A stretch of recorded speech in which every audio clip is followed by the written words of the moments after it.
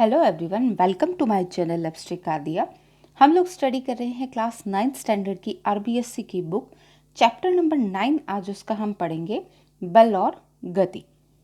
सदिश राशियां क्या होती है? जो राशियां परिमाण व दिशा दोनों जिनके लिए आवश्यक हो वे राशियां सदिश राशियां कहलाती है।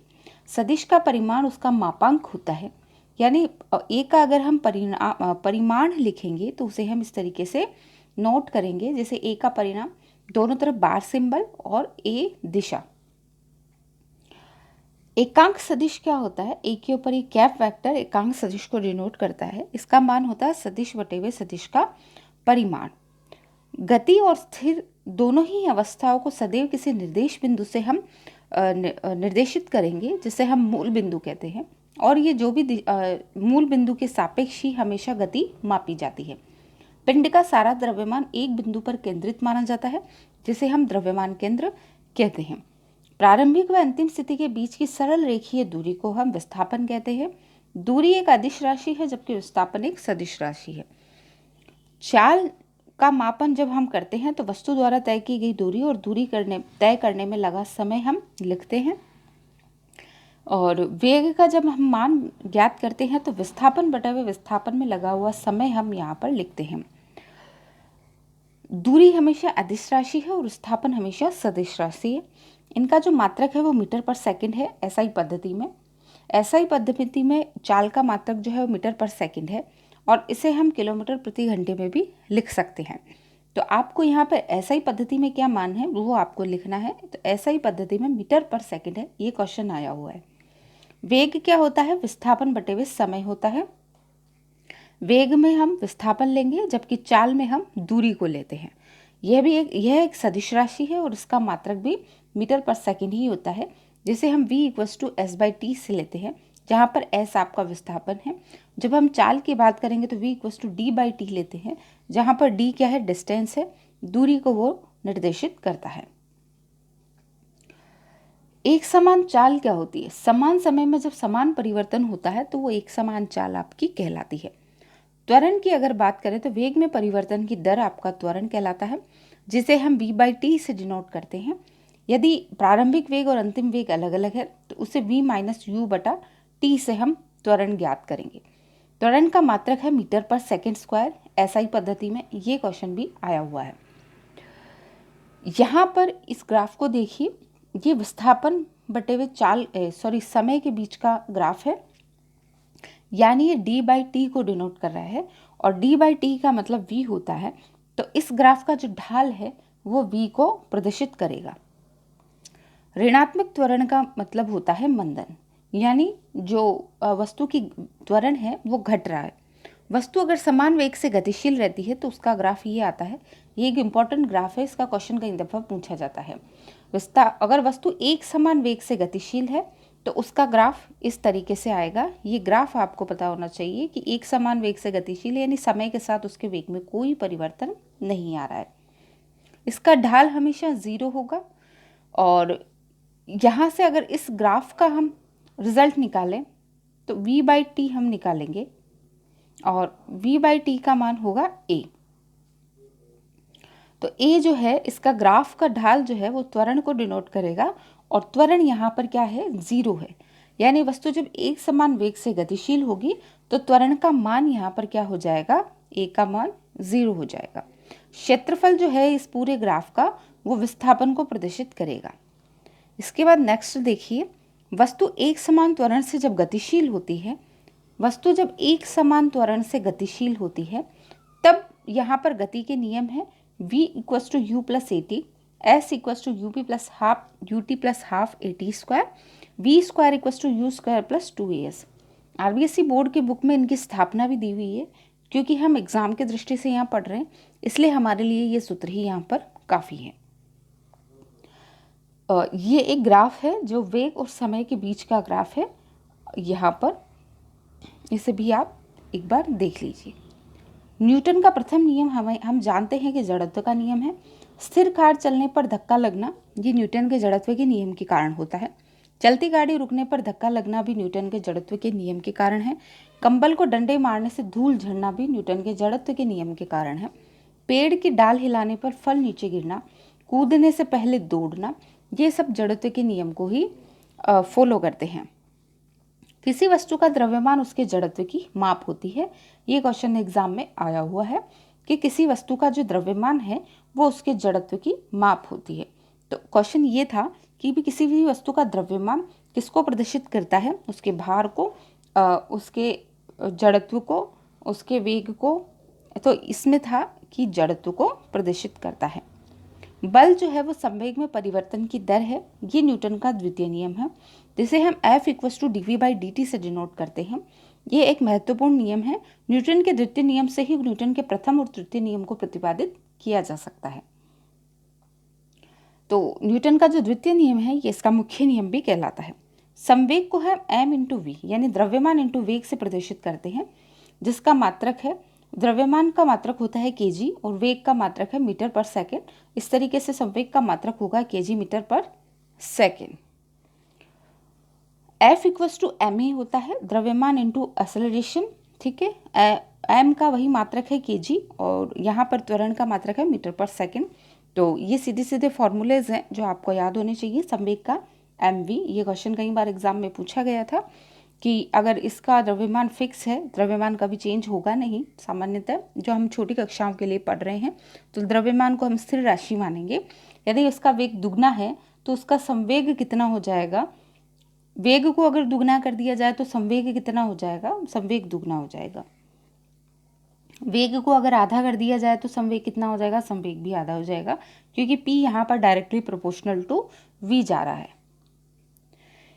F में अगर ma की बात करें तो यहाँ पर अक्सर ये पूछा जाता है कि किसी चीज़ का द्रव्यमान इतना है, उसका त्वरण उसका आपने दे दिया है कि अगर वो इस त्वरण से गतिशील है तो उस पर आरोपित बल का मान आपको ज्ञात करना है। कई बार ये भी दे दिया जाता है कि त्वरण का मान नहीं दिया जाता और गुरुत्वाकर्षण बल के अधीन कोई वस्तु अगर गति कर रही है तो जो वस्तु का द्रव्यमान होगा उसके साथ में गुरुत्वाकर्षण बल g का मान यानी 9.8 को हम मल्टीप्लाई करके वहाँ से F की वैल्यू हम सामान्यतः निकाल सकते हैं।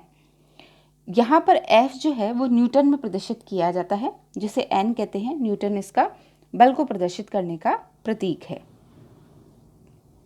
1 न्यूटन का मान 10⁵ डाइन के बराबर होता है। ये क्वेश्चन एग्जाम में पूछा हुआ है। ये CGS पद्धति में है जो डाइन है, और 1 न्यूटन जो है वो MKS पद्धति में है। तो 1 न्यूटन का मान 10⁵ डाइन के बराबर होता है। ये शायद लास्ट ईयर ही रीट के एग्जाम में पूछा गया था। 1 पाउंडल का मान 13,825.7 डाइन होता है। ये एक अन्य राशि है जिसका मान आपको पता होना चाहिए। न्यूटन का जो तीसरा नियम है वो क्रिया प्रतिक्रिया का नियम है। पृथ्वी पर चलना क्रिया प्रतिक्रिया के नियम के अधीन है। पानी में तैरना भी क्रिया प्रतिक्रिया नियम द्वारा ही होता है। नाव चलाने के लिए पतवार को घुमाना, बंदूक चलाने पर हमें जो धक्का लगता है वो क्रिया प्रतिक्रिया का फल है। रॉकेट पर क्रिया प्रतिक्रिया बल लगता है जिसके कारण रॉकेट ऊपर की ओर हवा में उड़ता है। किसी पिंड निकाय पर आरोपित बाह्य बल 0 है तो निकाय के संपूर्ण संवेग में संरक्षण होगा, यानी संवेग नियत होगा। यह संवेग संरक्षण का नियम कहलाता है। ये क्वेश्चन कई बार एग्जाम में आया हुआ है। यहाँ पर हम देखेंगे कि जो फॉर्मूला है वो m1u1 plus m2u2 equals to m1v1 plus m2v2 है। यानी यहाँ पर पिंड या निकाय का प्रथम जो भी 2 पिंड है उनका, उसमें एक का द्रव्यमान पहले की चाल, दूसरे का द्रव्यमान दूसरे की चाल, और टक्कर के पश्चात पहले का द्रव्यमान पहले की चाल, दूसरे का द्रव्यमान दूसरे की चाल। ये संवेग संरक्षण का नियम है जो सभी स्थितियों में लागू होता है, मगर जब स्थिति क्या हो, बाह्य बल F=0 हो, बाह्य बल उस निकाय पर कोई भी बाह्य बल काम नहीं कर रहा है। सीमांत घर्षण बल क्या है? सीमांत घर्षण बल एक स्वसंयोजित बल है जिसे सेल्फ एडजस्टिंग फोर्स भी कहते हैं। ये क्वेश्चन भी लास्ट ईयर एग्जाम में आया हुआ है, इंपॉर्टेंट है। सीमांत घर्षण बल सेल्फ एडजस्टिंग फोर्स है। उल्काएं वायुमंडल में प्रवेश करती है तो घर्षण के कारण चमकती है। उल्काएं क्यों चमकती है? घर्षण के कारण। वायुमंडल में जब वो तीव्र गति से आती है तो घर्षण के कारण वो चमकती है। वस्तु खिसक कर चले तो सर्पी घर्षण बल कहलाता है, और वस्तु अगर लुढ़क कर चले, वस्तु अगर सीधे सीधे घिसक कर चले तो वो सर्पी बल कहलाएगा। जबकि वस्तु इस तरीके से अगर गुढ़क कर चले, लुढ़क कर चले तो वो लोटनी बल आपका कहलाएगा। घर्षण को कम करने के लिए स्नेहक का उपयोग किया जाता है। ये बहुत ही सिंपल सी चीज़ है, मगर ये क्वेश्चन बहुत अच्छा बनता है और सामान्यतः जनरल साइंस में ये पूछा जाता है कि घर्षण को कम करने के लिए किसका उपयोग किया जाता है? स्नेहक का। पुर्जों में बॉल बियरिंग घर्षण को कम करने के लिए लगाए जाते हैं। इसका भी क्वेश्चन बनता है कि पुर्जों में बॉल बियरिंग क्यों लगाए जाते हैं? घर्षण को कम करने के लिए। वाहनों में 20% ईंधन घर्षण के कारण व्यय होता है, यह एक सामान्य जानकारी है। दाब की अगर बात करें तो दाब जो है वो बल बटे हुए क्षेत्रफल होता है, जिसे हम फॉर्मूले के तौर पर P = F/A के रूप में हम लिखते हैं। दाब का मात्रक जो है वो पास्कल होता है और इसकी स्टैंडर्ड यूनिट होगी न्यूटन पर मीटर स्क्वायर। वस्तु पर द्रव की वजह से ऊपर की ओर लगने वाला बल उत्प्लावक बल कहलाता है। ये हमने पहले के चैप्टर्स में भी पढ़ा है। वस्तु का भार उत्प्लावक बल से अगर अधिक है तो वस्तु डूब जाएगी। ये कंसेप्ट समझना बहुत ज़रूरी है। ये फर्स्ट ग्रेड और हायर लेवल के एग्जाम्स में भी उत्प्लावक बल अगर आपके टॉपिक में है तो ये क्वेश्चन 100% यहाँ से बनता है। लास्ट ईयर फर्स्ट ग्रेड के क्वेश्चन में दोनों साइंस और फिजिक्स के पेपर्स में ये आया था कि उत्प्लावक बल, अगर वस्तु का भार उत्प्लावक बल से अधिक है तो वस्तु डूब जाएगी, यानी उसको इतना फोर्स नहीं मिल रहा है कि वस्तु सतह पर तैर पाए, तो वस्तु क्या है? डूब जाएगी। अब वस्तु का भार उत्प्लावक बल से कम है, यानी वस्तु हल्की है और उत्प्लावक बल ज़्यादा हो गया, तो वो आंशिक डूबकर तैरेगी, मतलब हल्की फुल्की आधी ऊपर और आधी अंदर रहेगी। वस्तु का भार अगर उत्प्लावक बल के भार के बराबर है तो वस्तु पूर्णतया तैरेगी। तो इस कंडीशन में क्या होगा कि वस्तु पूर्णतया सतह पर तैरेगी। ये तीनों कंडीशन बहुत ही ध्यान देने वाली है और आपको इस बारे में पता भी होना चाहिए। किसी वस्तु के तैरने व डूबने का ज्ञान उसके घनत्व से मापा जाता है।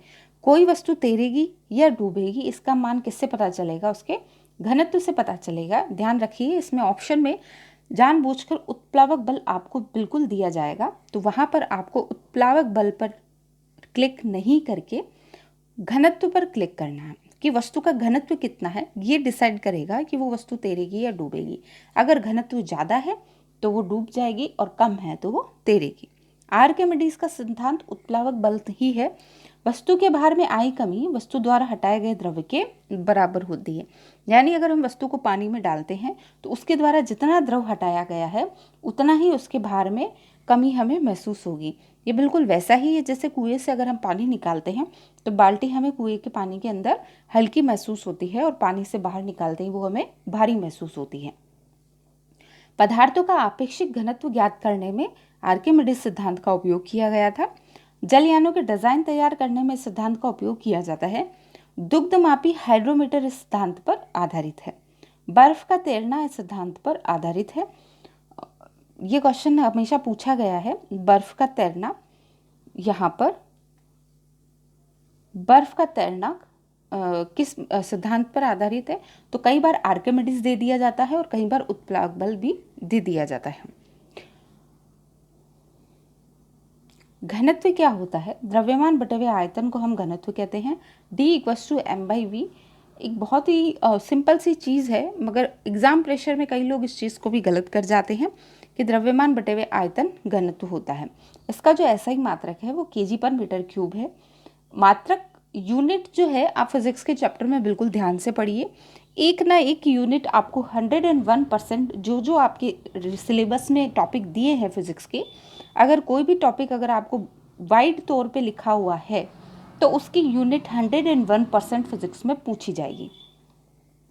आपेक्षिक घनत्व किसी पदार्थ का घनत्व बटे हुए पानी का घनत्व आपेक्षिक घनत्व कहलाता है और ये मात्रकहीन होता है क्योंकि ऊपर भी घनत्व है और नीचे भी घनत्व है, इसलिए इनकी जो विमाएँ हैं वो आपस में, जो यूनिट है वो आपस में कैंसल आउट हो जाती है, इसलिए ये मात्रकहीन है। आपेक्षिक घनत्व, ये क्वेश्चन कई बार एग्जाम में पूछा गया है कि आपेक्षिक घनत्व की SI यूनिट क्या होती है? तो ये एक मात्रकहीन है, इसकी कोई यूनिट नहीं होती। असंतुलित बल में गति उत्पन्न करता है। आपेक्षिक घनत्व जो है वो असंतुलित बल वस्तु में, आपेक्षिक घनत्व का अलग ये है। इसके बाद लास्ट इसमें एक की नोट दिया है कि जो असंतुलित बल है वो ही वस्तु में गति उत्पन्न करता है। यदि वस्तु पर बराबर बल लग रहा है, यानी कोई चीज स्थिर अवस्था में है और उस पर कोई बाह्य बल नहीं लग रहा, तो वो स्थिर ही रहेगी। उसमें जब तक कि अपन बाह्य फोर्स उस पर फोर्स नहीं लगाएंगे और उसमें असंतुलन की स्थिति उत्पन्न नहीं होगी। तो ये आपका चैप्टर नंबर 9 यहाँ पर कंप्लीट होता है। इसके बाद चैप्टर नंबर 10 हम गुरुत्वाकर्षण पढ़ेंगे। धन्यवाद।